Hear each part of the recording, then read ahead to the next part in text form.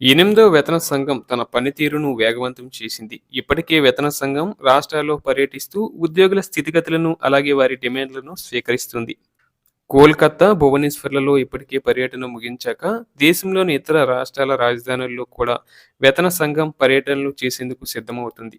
మరో 11 నెలల్లో వేతన సంఘం కేంద్ర ప్రభుత్వానికి పూర్తిస్థాయి నివేదిక అందించడంతో పాటు వేతన సిఫార్సులను కూడా అందజేయనుంది. ఈ వేతన సిఫార్సుల ద్వారానే వేతనం పెరుగుదల అనేది ఉంటుంది.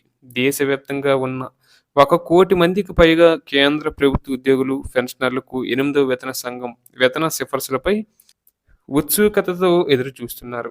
అయితే ఈ వేతన సిఫార్సుల్లో అత్యంత కీలకమైనది షిప్‌మెంట్ ఫ్యాక్టర్. ఎనిమిదో వేతన సంఘం ఎంత షిప్‌మెంట్ ఫ్యాక్టర్ నిర్ణయిస్తే అంత వేతనం పెరిగే అవకాశం ఉంటుంది.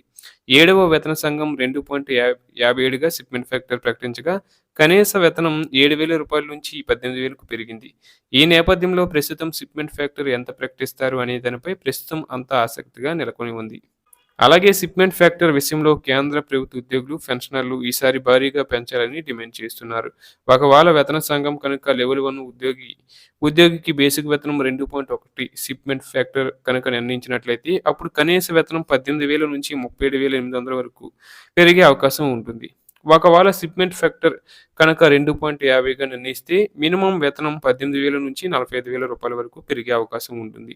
ఇక షిప్‌మెంట్ ఫ్యాక్టర్ కనుక 3 పాయింట్‌గా నిర్ణయిస్తే కనీస వేతనం 54,000కు పెరిగే అవకాశం ఉంటుంది. కేంద్ర ప్రభుత్వ ఉద్యోగుల ప్రతినిధి సంస్థ ఎన్‌సీజేసీఎం మాత్రం ఏకంగా 3.83 షిప్‌మెంట్ ఫ్యాక్టర్ డిమాండ్ చేసింది.